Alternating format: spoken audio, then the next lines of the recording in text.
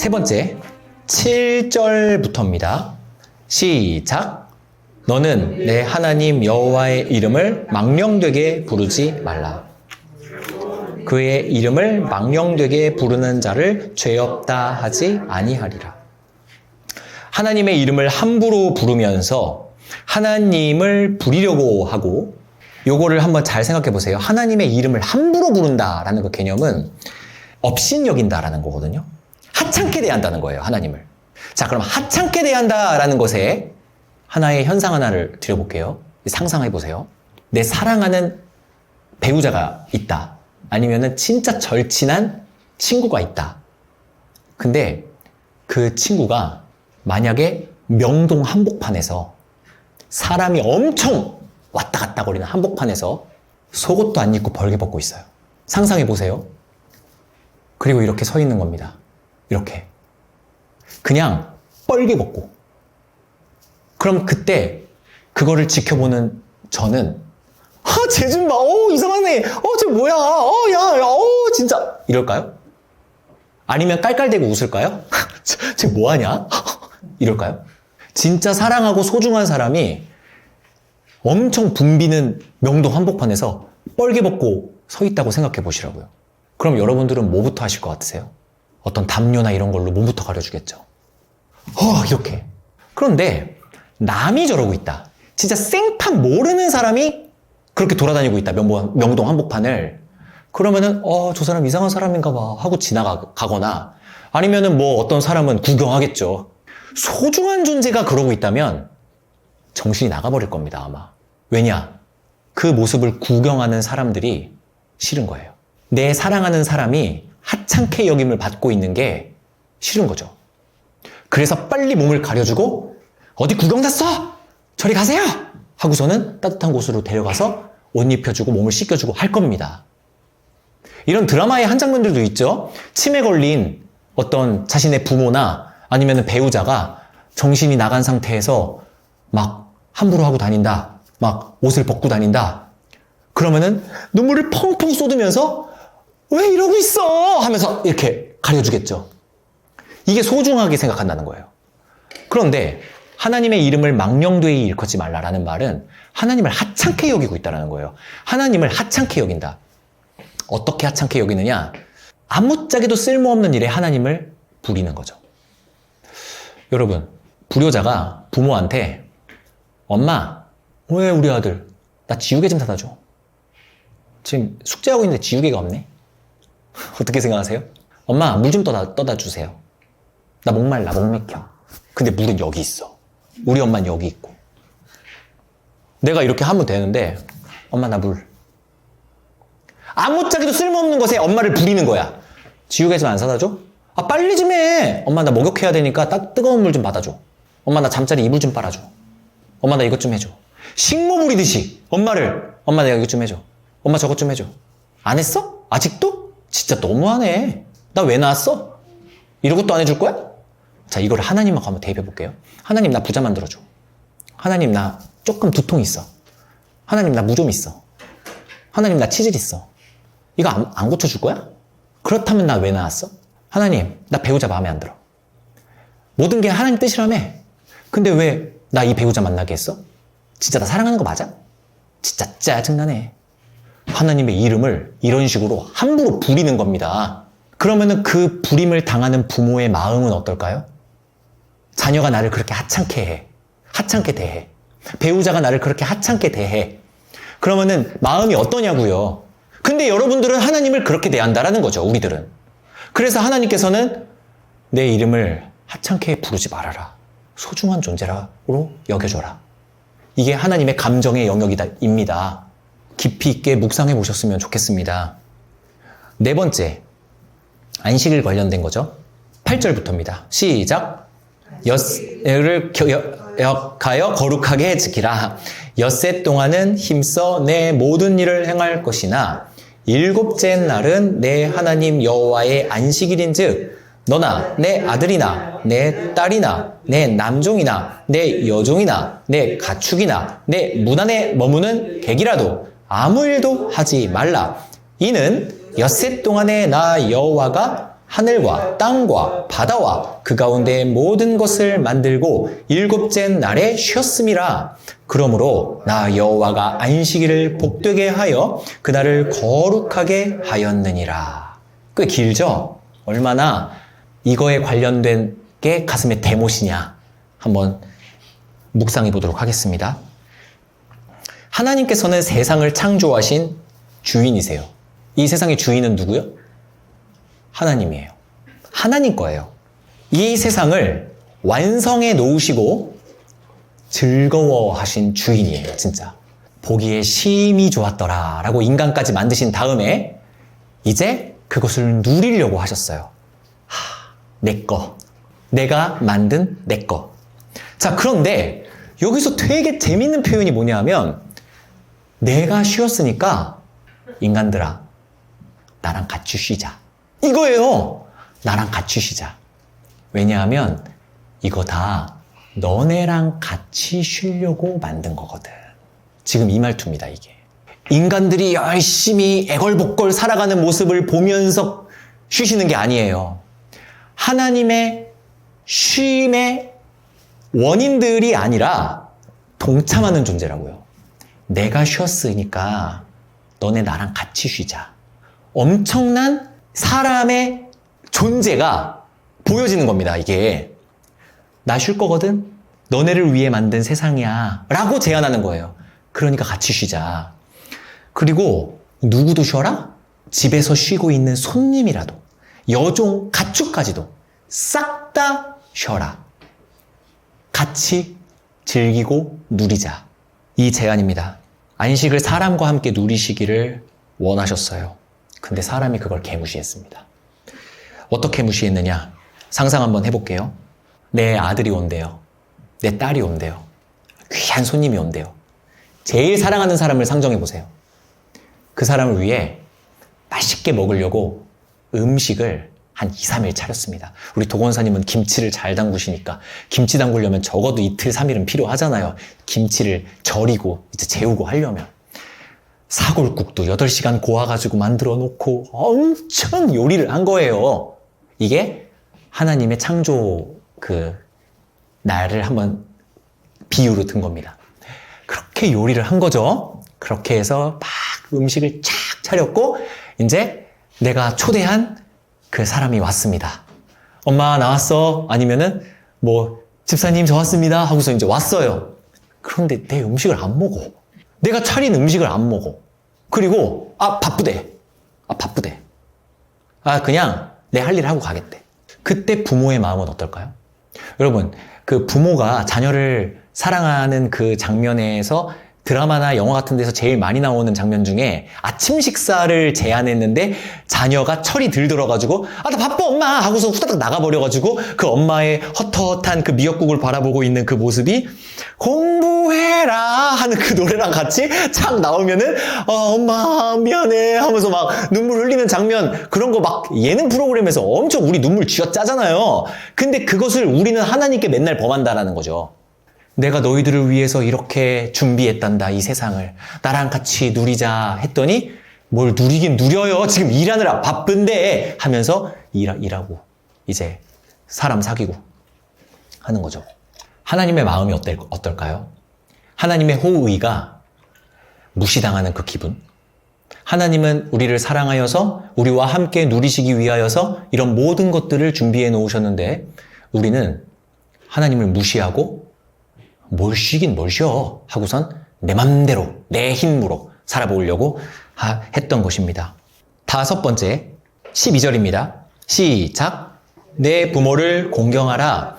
그리하면 내 하나님 여호와가 내게 준 땅에서 내 생명이 길리라. 자, 여러분, 제가 예전에 창세기에서 가인에게 어떠한 저주를 내렸죠? 너는 일평생 유리방황하면서 살게 될 것이다 라고 말을 하셨는데 가인은 보란듯이 에녹 성을 쌓고 정착하고 산단 말입니다. 그래서 이거는 마음의 문제다라는 것으로 우리는 해석을 할 수 있었어요. 제가 이 말씀을 왜 드리냐 하면 지금 이거를 보세요. 부모를 공경해라. 그리하면 뭐래요? 생명이 길리라. 진짠가요? 효도와 장수가 연관성이 있나요? 오늘날을 살아가는 우리들에게 있어서 이것은 좀 받아들이기가 어렵죠. 왜냐? 현실 속에서 그렇게 극진한 효자가 엄마보다 먼저 죽는 경우도 많잖아요. 그래서 이 말씀이 어떤 의미가 담겨 있다라고 우리는 가야 됩니다. 둘 중에 하나죠. 어떤 진리가 있든가 아니면은 시대착오적인 거짓말이든가. 근데 후자일 리는 없죠. 성경은 진리니까. 그러면 이게 뭘까? 효자가 장수한다라는 말이 현실 속에선 100%의 가능성이 아닌데 이 말의 부모는 우리의 참부모 하나님을 의미하는 겁니다. 그럼 우리가 하나님을 공경하고 하나님을 모시고 우리의 참부모인 하나님을 섬기면 우리는 장수하죠. 영원토록 삽니다. 하나님 나라에서. 그래서 여호와가 내게 준 땅에서 라는 말도 가시와 엉겅퀴가 나오는 그 땅이 아니라 우리의 영적 가나안 땅, 천국을 의미하는 겁니다. 거기에서 장수하리라. 부모를 공경하면 그 부모가 누구? 여호와 하나님. 그럼 우리는 우리의 참 부모인 하나님을 섬기지를 않았어요. 그러니까 공경해라라는 말이 전제가 성립이 되는 거죠. 섬기기는커녕 떠나버렸습니다. 그래서 죽음이 찾아왔죠. 생명과 연관성이 있다는 거예요. 부모를 공경하면 장수하리라. 그럼 그것을 반대로 말해봅시다. 부모를 공경하지 않으면 단명하리라. 생명과 관련이 있죠. 그럼 부모를 떠났으니 죽음이 찾아왔다가 돼버리는 거죠. 우리의 죽음은 여호와를 떠났기 때문에 발생했다. 이해하시죠? 그게 십계명에 녹아들어 있습니다. 그럼 이거를 우리는 어떤 식으로 하나님께 대못을 박았느냐? 어렵지 않습니다. 불효자를 둔 부모의 마음을 떠올려 보세요. 불효자를 둔 부모의 마음. 부모를 무시하고 부모를 거들떠보지도 않고 부모에게 연락도 안 하며 부모를 공경은커녕 부모 때문에 내가 이 모양 이 꼴로 산다 라고 부모를 원망하는 불효자가 있다고 생각해 보십시오. 그럼 부모의 마음이 어떨까요?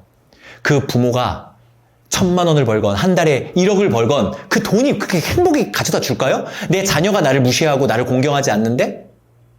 근데 반대로 내가 월 50만 원밖에 못 벌어. 내가 월 100만 원밖에 못 벌어. 하지만 내 자녀가 나를 존경해줘. 아버지 정말 고맙습니다. 저는 아빠만 있으면 돼요. 가난이 무슨 소용이에요? 저는 아빠만 있으면 돼요. 엄마만 있으면 돼요. 이게 행복 아닌가요? 그러면은 그 자녀를 위해 목숨까지 내놓고 싶어 하는 게 부모의 마음이죠. 근데 1억 천금을 가져다 줘도 자녀가 나를 개무시한다? 그러면은 행복은 없는 겁니다. 돈은 행복을 가져다 주지 않아요. 물질은. 우상이잖아요. 근데 우리는 하나님을 떠나버렸다는 겁니다. 하나님은 우주의 주인이시고 화성도 하나님 거고 태양도 하나님 거고 모든 비와 바람과 새와 만물이 하나님 겁니다. 하지만 우리가 하나님을 공경하지 않잖아요? 그럼 하나님에겐 안식이 없어요. 예능 프로그램이나 인생극장, 어떤 서민들의 삶을 다룬 다큐멘터리를 보잖아요? 인터뷰를 해요. 무슨 일이 있었습니까? 저희 어머니가 2년 전에 돌아가셨습니다. 근데 제가 그때는 너무 불효를 저질러가지고 제가 부모님 마음에 대못을 받고 제가 부모를 맨날 원망하면서 살다가 근데 2년 전에 돌아가셨는데 하면서 막 울어. 이거를 왜 하나님에게는 상정을 안 하냔 말입니다. 우리는 하나님 마음에 대못을 박았는데. 자, 끝까지 가보겠습니다. 여기서부터는 저만 읽겠습니다. 워낙 짧아서요. 13절에 살인하지 말라가 나옵니다. 사람 죽이지 말라라는 거죠. 살인하지 말라. 여러분, 나는 살인 안 했어 라고 말하거나 이걸 단순하게 보면 안 되는 게 하나님은 전쟁을 주관하십니다. 전쟁은 사람을 죽입니다. 하나님께서는 가나안 땅을 정복하라라고 하셨을 때 살인하지 말고 정복하라라고 말씀하시면서 내가 너한테 살인하지 말라고 했으니까 너네 전쟁 치를 때 살인하면 안 되는 거 알지? 이러셨습니까? 앞뒤가 안 맞잖아요. 앞뒤가. 자, 전쟁을 치르는 용사가 사람을 이제 죽이려고 칼로 딱 찌르려는 순간 살인하지 말라? 용서해줘야지. 푸쉬 하고 죽는 거예요. 아니 이게 무슨 말이 됩니까? 앞뒤가 안 맞잖아요. 그럼 살인하지 말라라는 것은 이거는 절대적인 어떤 문자 그대로의 해석이 아닌 겁니다. 살인하지 말라가 도대체 뭐를 의미하는 걸까? 나는 태어나서 한 번도 살인해 본 적이 없다. 그럼 10계명 중에 하나는 지킨 거 아니냐? 그것도 아니라고요. 한 명도 남김없이 죽이라고 하셨어요. 하나님은 가나안 땅 정복할 때 하나님 그거 모순 아닙니까? 살인하지 말라고 명령하셨으면서 한 명도 살려두지 말라라고 하신 게 충돌되지 않습니까? 여기서 진의는 살인의 이 사람이 인간으로 오신 하나님, 예수 그리스도를 살인한 살인죄가 우리에게 적용되는 겁니다. 하나님이 인간으로 오시지 않았습니까? 근데 우리가 예수, 바로 하나님을 죽였어요. 인간으로 오신 하나님을. 그게 살인하지 말라 해서 우리는 어긴게 되는 겁니다. 여러분은 인간으로 오신 예수를 죽였습니다. 인간으로 오신 하나님을 죽였어요. 다 살인죄입니다. 난 안 죽였는데? 하면은 당신에게는 예수님의 죽음, 그 생명값이 여러분들 주머니에 없어요. 그러면 당신은 안 죽였다면서요. 예, 우리는 예수님을 전부 다 죽인 죄인들이에요. 하나님을 죽였어요. 사람으로 오신 하나님을. 우리들은 싹 다 죄인입니다. 여러분, 이게 왜 아주 깊이 생각해 보아야 할 지점이냐 하면요. 지금까지는 사람이 마음으로 하나님을 버렸습니다. 뭘로 버렸다고요? 마음으로 하나님을 버렸어요. 마음으로 하나님을 멸시천대했습니다. 마음으로 하나님을 배신했습니다. 그런데 우리는 숨길 수가 없는 게 가시적인 하나님을 죽여버렸다고요. 그러니까 마음의 문제가 아니라 진짜 죽여버렸다고요. 신을 완전히 버림받은 하나님입니다. 인간에게. 마음으로도 버려졌고 진짜 물리적으로도 버려지셨습니다. 자, 그럼 이건 또 뭘로 이해하면 좋으냐? 당연히 자녀에게 버림받은 부모의 마음, 배우자에게 버림받은 그 배우자의 마음. 다큐멘터리에서 자신의 어떠한 욕심 때문에 부모를 죽인 인간이 평생 죄책감 속에서 사는 인물을 한번 떠올려 보세요. 그때 제가 부모를 죽였습니다. 이렇게. 일평생 사죄하고 산다고. 근데 우리가 인간으로 오신 하나님을 죽였다고요. 다음은 간음하지 말라예요. 이것도 역시 간단하게 생각해 볼 수 있죠. 영원히 교제하면서 섬겨야 할 우리 신랑.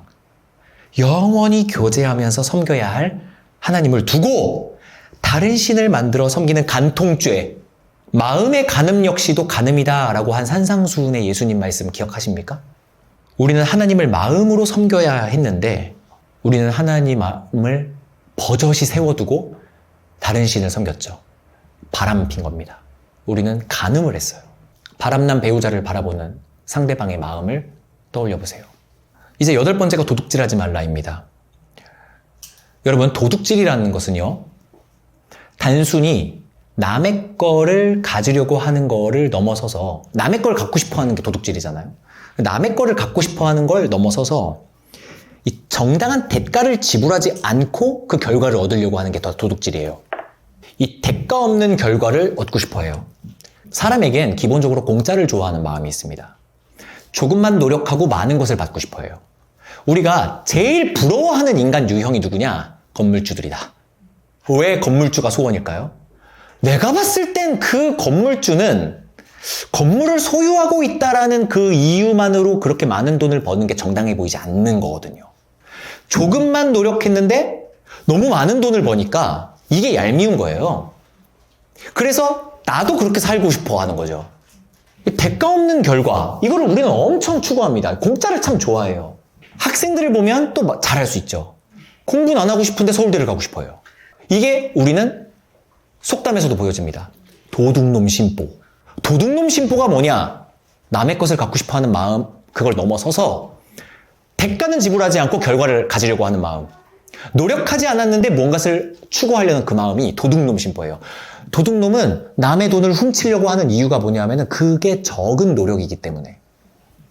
이 마음에서 우리가 어떠한 질투심 같은 것들도 느끼는 거죠. 우리들에게는 이 마음이 다 있습니다. 도둑놈 심보. 남의 것을 가지려고 하고 조금 노력해서 더 많은 결과를 얻으려고 하는 거. 근데 우리는 누구 거를 갖고 싶어 했죠? 하나님의 것을 갖고 싶어 했습니다. 선과 악을 판단하는 하나님의 것을 갖고 싶어 했어요. 이 세상이 다 하나님 겁니다.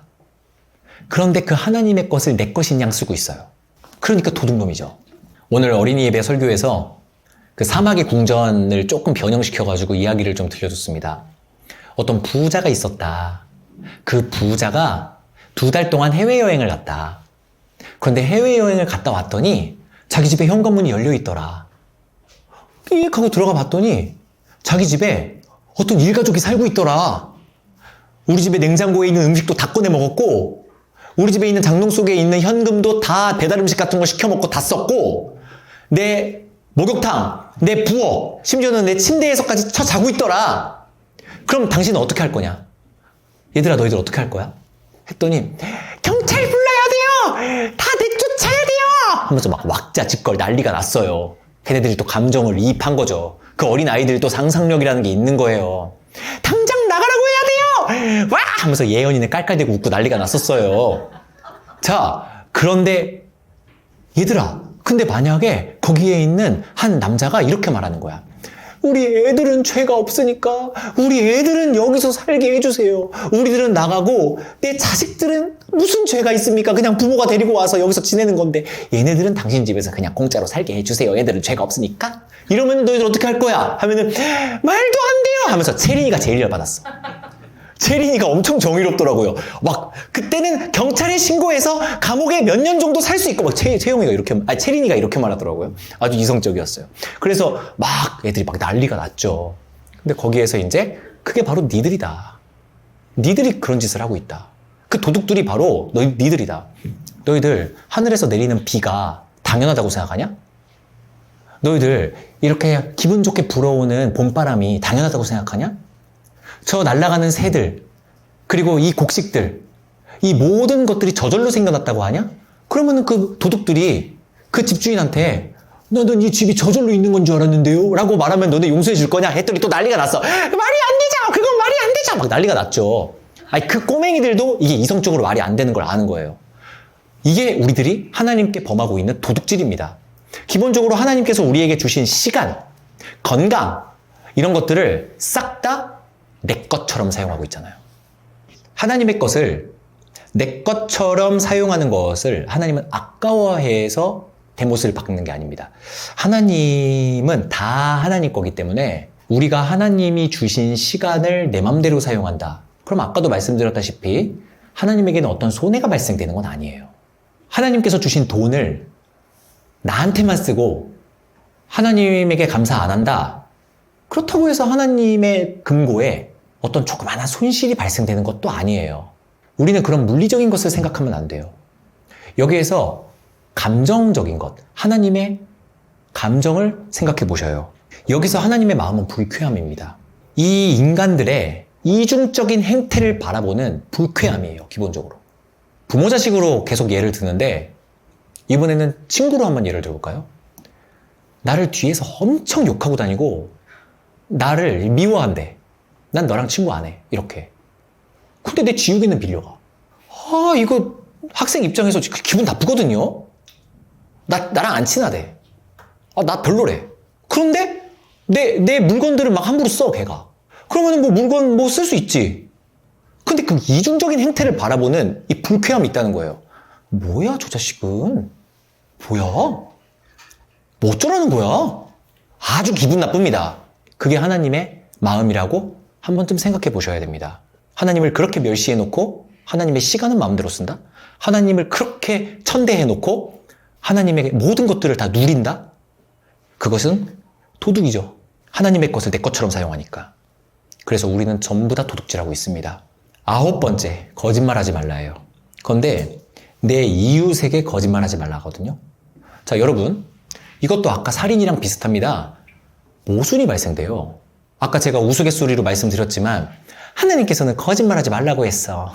너 그거 새로 산 그 옷 별로야. 거짓말하지 말라고 했으니까 나는 그냥 솔직하게 말하는 거야. 하나님에게 죄를 지을 순 없잖아. 자, 이런 행태는 정말 생각이 아주 짧은 거죠. 여러분, 성경에서 기생 라합 아세요? 라합? 기생 라합이 거짓말했어요. 이스라엘 백성 중에 정탐꾼들이 가나안 땅으로 들어갔는데 기생 라합이 숨겨줍니다. 그 다음에 가나안 사람들이 라합한테 정탐꾼들을 보지 못했어? 했을 때 라합이 율법에 거짓말하지 말라고 했어. 저기 있어. 하고선 고발했다고 쳐보세요. 그러면은 정탐꾼들 싹 다 사형에 처했겠죠. 그럼 라합은 거짓말쟁이입니다. 그리고요, 야곱도 거짓말을 했네요. 야곱도 자기 아버지 이삭한테 이거 염소털 붙이고 간 다음에 자기 형인 척 거짓말을 했잖아요. 그러면은 이 율법이랑 그들이랑 모순되잖아요. 이거를 어떻게 단순하게 생각할 수 있습니까? 이것도 하나 말씀드릴게요. 여러분, 약속을 지키지 못하는 것이랑 거짓말이랑은 다릅니다. 약속을 지키지 못하는 것은 우리가 미래를 알지 못하기 때문에 나약한 인간에게는 불가피해요. 이거 어쩔 수 없어요. 제가 만약에 나 2시까지 나갈게. 약속! 했어요. 2시까지 만나기로. 근데 자동차가 너무 막혔어요. 왜냐면은 3차선 중에 2차로가 공사 중이었거든. 그래서 예상치 못한 변수를 만나가지고 약속 시간에 늦었어. 2시까지 온 다음에 왜 거짓말했어? 이거는 거짓말 아니야. 이거는 거짓말이 아니라 약속을 어긴 거예요, 그냥. 그럼 거짓말은 뭐냐면 사실을 사실대로 말하지 않는 거죠. 그게 거짓말이에요. 뭐 과거가 됐든 내 마음이 됐든 사실을 사실대로 말하지 않은 걸 거짓말이라고 하는 겁니다. 약속을 지키지 않는 건 거짓말이라고 그렇게 뭉뚱그리면 안 됩니다. 그럼 우리들은 언제나 사실대로 말하지 않습니다. 이웃들에게. 하나님을 섬기지 않는 사람들은 지가 행복하다 그래요. 하나님 없어도 살 수 있다고 해요. 그거 싹 다 거짓말입니다. 솔직하게 자기 마음을 이웃들에게 말하지 않아요. 여행 가봤더니 진짜 행복하더라. 행복은 개뿔. 거짓말이에요. 그들의 헛헛한 마음과 공허하고 허무한 인생을 이웃들에게 말해주지 않아요. 다 감춥니다. 심지어는 하나님 앞에서도 나 하나님 필요 없다고 거짓말을 합니다. 이게 이웃들에게 거짓말하는 거예요. 이게 이웃들에게. 그럼요. 여러분, 하나님의 마음은 어떨까요? 그거를 바라보는 하나님의 마음. 우리 여기에서 정치에 조금 관심 있으신 분들 있으세요? 정치에? 여러분, 정치꾼들에게 기분 나쁠 때가 뭐가 있냐면요. 대표적으로 나쁜 놈들이 선동 정치할 때. 선동할 때 그거를 우리가 지식인으로서 바라보잖아요. 굉장히 무쾌합니다. 강대상에서 목사가 여기 앉아있는 교인들한테, 이웃이죠. 여러분, 교회 다니면은 복 받습니다. 부자 될 수 있습니다. 하면서 복음이 아닌 다른 말들로 선동을 하고 성령 받아라 막 이런 식으로 장난치고, 그 다음에 축사 받으십시오 하고 장난치고, 그 다음에 헌금 많이 내면은 복 받을 줄 믿습니까? 막 이러면서 선동 정치하고 막 선동적인 설교를 하고 거짓말을 막 얘기를 하는 거죠. 그때 만약에 여기 계신 성도님들이 그 자리에 앉아 있다고 생각해 보세요. 기분 어떠세요? 진짜 목사 끌어내리고 싶죠. 그거를 바라보는 성도들이 아멘 하면서 막 이러고 있어. 그러면은 여러분들 진짜 돌아버릴 것 같지 않으세요? 저거 아닌데 지금 저 목사 뭐 하는 거야? 저 선동꾼 같으니라고. 그거를 진실을 알고 계시는 여러분들이 그 자리에 구석에 앉아 있어. 그거를 바라보는 여러분들의 마음은 여러 가지 마음이 들 텐데, 저 선동꾼이 싫을 거고, 그 다음에 그것에 선동을 당하는 이 이웃들이 너무 짜증나고 불쾌하고 불쌍하고 막 여러 가지 생각이 들겠죠. 요게 하나님이 우리들에게 갖는 마음입니다. 돈 많이 벌어야 돼. 돈을 많이 벌어야 행복하지. 아들아, 공부 열심히 하거라. 돈을 많이 벌어야 돼. 아파트 한 채는 있어줘야지. 그게 행복이야. 열심히 살아오거라. 그래야 부자 되지. 건강이 최고야. 이런 선동을 지켜보시는 하나님의 마음을 한번 가정해 보시라고요. 하나님이 우리가 이웃에게 거짓 증거를 하고 있는 걸 보는 거야. 여러분들이 그 강대상에서 선동 목사질을 하고 있는 그 모습을 보는 것처럼 하나님은 우리 이 무레배들에게 그런 마음을 가지신다는 거죠. 그거 아니거든. 이렇게. 이웃에게 거짓 증거를 하고 있습니다, 우리들은. 애를 키워봤더니 이런 게 중요하더라. 결혼을 해봤더니 이런 게 정작 중요하더라. 내가 인생을 한 70년 살아봤더니 이런 게 정말 중요하더라. 싹 다 거짓 증거. 있는 사실을 사실대로 얘기하지 않고, 자신의 허무함을 얘기하진 않고, 자신의 자랑거리만 늘어놓는 그 뻔뻔함. 그거를 하나님께서는 지켜보고 계시면서 불쾌함을 느끼시고 계시는 거죠. 그것으로부터 사죄하셔야 됩니다. 자, 마지막입니다. 우리 바울을 막다른 길로 몰고 간 계명이죠. 여기는 다 같이 한번 읽어보겠습니다. 좀 기니까요. 17절 시작. 내 이웃의 집을 탐내지 말라. 내 이웃의 아내나 그의 남종이나 그의 여종이나 그의 소나 그의 낙이나 물은 내 이웃의 소유를 탐내지 말라. 자, 여기서 계속해서 우리는 그 이웃이 누구라고 상정을 했죠? 하나님입니다. 하나님, 우리는 하나님의 것을 탐내요. 하나님의 것을 탐냅니다. 요 마음 때문에 선악과를 따먹었죠. 선악을 알게 하는 나무의 열매를 먹고 싶었던 거죠. 하나님이 되고 싶었던 거예요. 그래서 창세기에는 니들이 이거를 먹고 우리와 같이 되었으니 이젠 생명나무 열매를 먹고 영생을 까노라 하면서 쫓아내신단 말입니다. 우리는 선악과를 먹으면 하나님의 것을 가질 수 있다라고 탐심을 이제 가졌던 겁니다. 이게 모든 죄의 근원이자 뿌리가 되는 것이죠. 하나님의 것을 탐낸다. 이것을 우리는 하나님의 마음을 엿볼 수 있는 일반 계시가 부모의 것을 갖고 싶어서 호시탐탐 노리는 자녀를 한번 떠올려 보세요. 저 부모 언제 죽나? 저 부모가 죽어야 저 집이 내게 되는데. 이거를 맨날 묵상하는 거야. 그래서 잘해줘. 엄마, 이번 주엔 찾아갈게요. 효도 한번 해야지. 하고 찾아가. 그런 다음에 엄마가 가지고 있는 그 아파트 있잖아. 그거 많이 올랐더라. 호시탐탐 노려. 그거를 부모가 만약에 눈치챈다고 생각해 보세요. 그럼 부모 마음이 어떨까요? 어떨까요? 진짜 한번 상상을 해보세요. 가진 상상력을 총동원하여서 내 자녀가 내 재산을 호시탐탐 노려. 내 자녀가 이 세상에 부러워할 사람이 없어서 나를 부러워해. 부모인 나를 부러워한다고. 엄마는 부자잖아. 엄마는 집값 안 내서 좋겠다. 나는 월세 내기 버거운데. 막 이런 거. 그리고 막 은근히 엄마 집 살기에 좀 넓지 않아요? 좀 집 좀 줄여가지고 월세 내기가 좀 힘들어가지고요. 좀 전세로라도 좀 가고 싶은데. 막 앓는 소리에. 그럼 부모 마음이 막 도와주고 싶은 마음과 함께 어떤 마음이 동시에 찾아들죠? 저 자식은 내 걸 노리고 있구나. 내가 빨리 죽으면 쟤는 기뻐하겠네. 이런 생각까지 든단 말입니다. 이 공허함, 이 허무함, 이 슬픔, 이게 하나님이 우리들에게 느끼는 감정이다. 하나님의 마음은 사람 때문에 갈기갈기 찢어지셨습니다. 여러분, 제가 이거 너무 하나님을 의인화시켰다고 생각하십니까? 그래서 제가 예레미야 2장을 낭독해 드리고 싶어요. 한 5분 정도 걸릴 겁니다. 여러분, 성경을 얼마나 읽으십니까? 저는요, 어떤 부분을 읽으면 진짜 무섭고요, 하나님이. 어떤 부분을 읽으면 하나님께 진짜 감사하고요. 근데 어떤 부분을 읽잖아요? 너무 슬퍼요. 뭐 때문에 슬프냐? 하나님의 마음 때문에. 그리고 그토록 강인하신 하나님께서 어떻게 이런 부분을 계시하셨지? 인간이 이거를 알기를 원하시는구나. 그래서 예레미야 2장을 어렵습니다. 개역개정으로 읽으면 이게 100년 전 언어들이기 때문에 그래서 제가 현대어 성경으로 낭송해 드려볼게요. 제 마음 같아서는 좀 슬픈 BGM도 좀 깔고 싶거든요. 그런데 여러분들의 집중력을 저는 믿습니다. 여러분, 예레미야 읽잖아요? 진짜 너무 마음이 아픕니다. 제 예레미야는 예를 든 거예요. 그냥 그 중에 하나예요. 진짜 그냥 하나님의 백성들 진짜 미쳤어요. 진짜 하나님 멸시천대 진짜 장난 아니에요. 이게 하나님의 마음이에요. 예레미야 전체가 그렇지만 제가 2장만 천천히 이 어조를 입혀서 한번 읽어드려 보겠습니다. 그냥 집중해서 한번 들어보세요.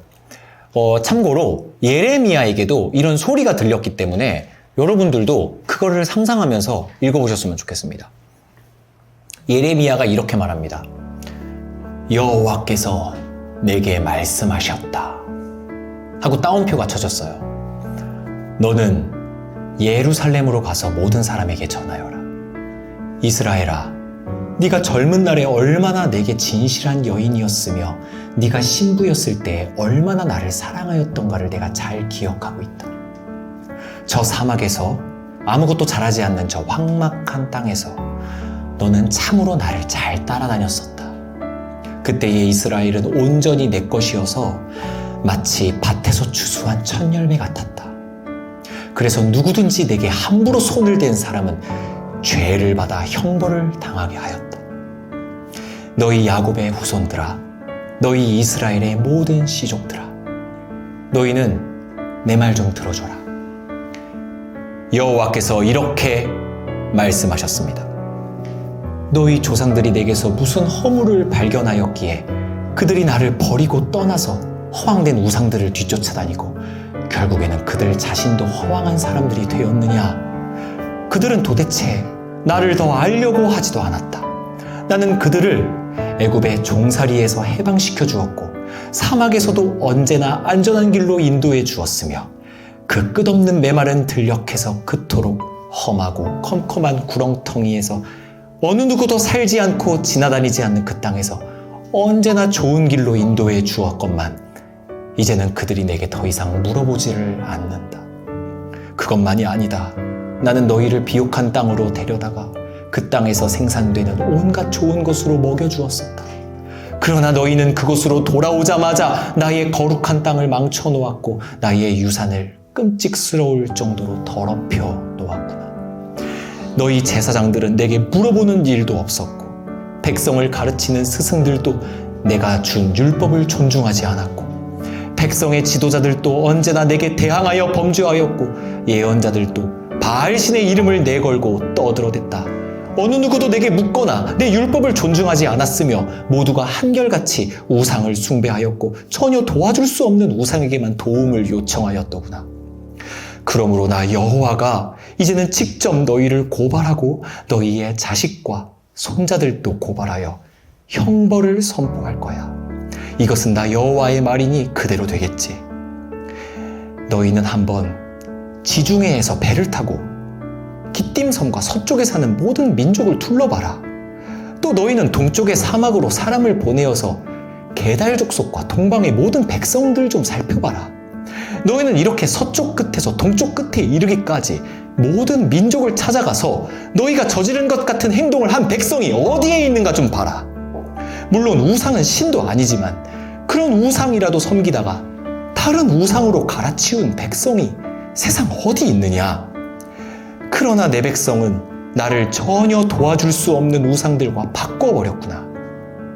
내게서 그토록 영광스러운 일들을 체험하고도 그들은 나를 우상들과 바꾸어 놓았다.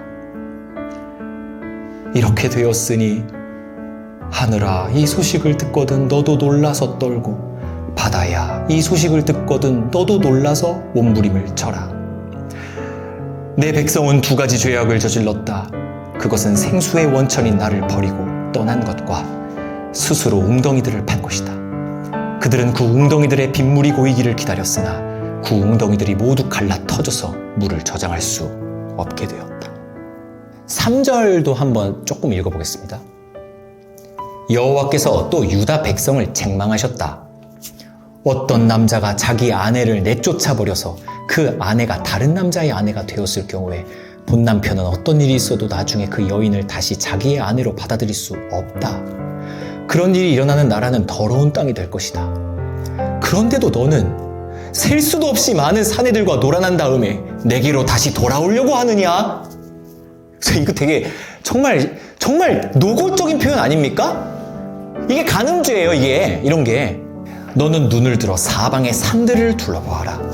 그 많은 산들 중에서 네가 다른 사내들과 뒹굴며 몸을 더럽히지 않은 산이 어디에 있느냐? 너는 모든 길거리에 앉아서 사내들을 기다리지 않았느냐? 이거 웃기죠? 이 세상 모든 국토에서 다 간음죄를 범했다는 거예요. 단 하나도 순결한 땅이 없다는 거예요. 이거를 성경에서 우리들에게 제시하고 있습니다. 싹 다 하나님을 향해 십계명을 어겨버린 우리들이에요. 어떤 부분은 너는 내 것을 네 맘대로 사용하지 않았느냐? 도둑질이죠. 너는 간음하지 않았느냐? 간음하지 말라. 간통죄죠. 우상 숭배하지 말라. 모든 십계명을 하나님께 우리는 범하였습니다. 여기에서 우리는 하나님의 감정을 드러내는 거예요. 하나님의 기분을 헤아리셔야 된다는 거죠. 그래야만 우리는 여기 이제 아까 적어놨던 하나님께 돌아가십시오. 돌아가 줄게. 내 천국을 위하여, 내 행복을 위하여 돌아가자. 여기에서 회개라는 없습니다. 용서를 구하십시오 라는 말은 뭐 용서까지 구해 라고 생각을 하게 된다는 겁니다. 기본적으로 용서는 감정에 대한 것입니다. 용서는. 그리고요, 예수의 핏값을 가져가는 것은 진짜 공의로운 것입니다. 하나님의 손실을 우리가 가지고 가는 거예요. 생명값. 살인하지 말라. 우리는 예수 그리스도를 죽였고 또 하나님의 백성 한 명인 나를 죽였습니다. 하나님을 떠나버린 것이 곧 하나님의 백성 한 명을 죽인 것과 진배없다. 이거 지난번에 배웠던 거죠.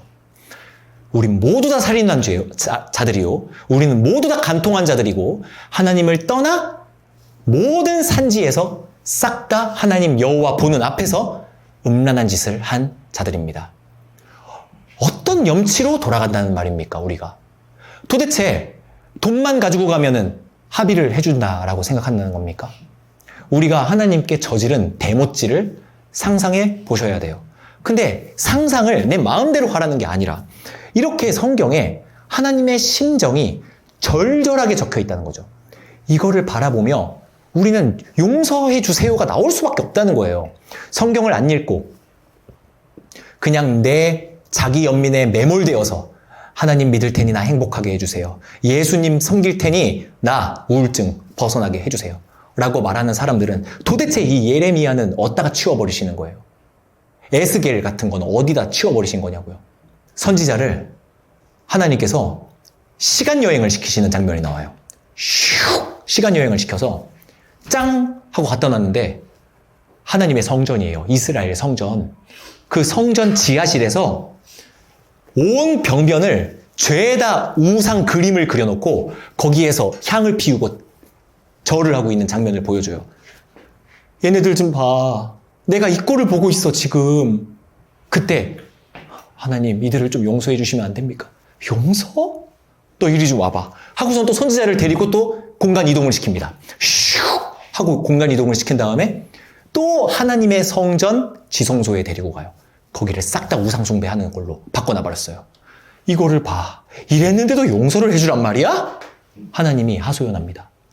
그런 다음에 하나님이 선지자들에게 싹 다 멸망시켜버릴 거다. 저기에 있는 무레배들을 끌고 와가지고 내 백성들을 다 멸망시켜버릴 거다. 나는 너무 속상하다. 나는 지금 마음이 미어질 것 같다. 이들을 죄다 심판할 거다. 죄다 심판할 거야! 한 다음에 그 다음 구절. 그런데 용서를 구하는 자가 있다면 내가 받아줄 거야. 그러니까 돌아와라. 그러니까 돌아와야 돼. 돌아오는 자들은 내가 향기롭다고 할 것이다. 한 다음에 또 하지만 저 모습을 보아라. 저 모습이 내 앞에서 지금 저게 할 짓이냐. 내가 너희들에게 베푼 사랑이 이렇게 큰데 하면서 또 막 하소연을 하시다가 내가 이 사람들을 싹 다 멸망시켜버릴 것이다. 내가 이들을 단 한 명도 남김없이 다 벌을 줘버릴 거야. 한 다음에 또 그러나 그 중에서 돌아오는 자가 있다면 내가 받아줄 거다. 용서를 해줄 거다. 아니 이게 진짜 절절해요. 이게 뭐를 보여주는 겁니까? 하나님의 마음을 보여주는 것이다. 하나님의 마음을 우리들은 헤아려야 한다. 하나님의 마음을 헤아리지 않으면 그것은 진짜 복음을 받아들일 수가 없다. 이게 용서를 구하라 라는 말에서 부당함을 느끼지 않게 되는 전제입니다. 오늘의 강의가. 십계명을 통해서 살펴보았습니다.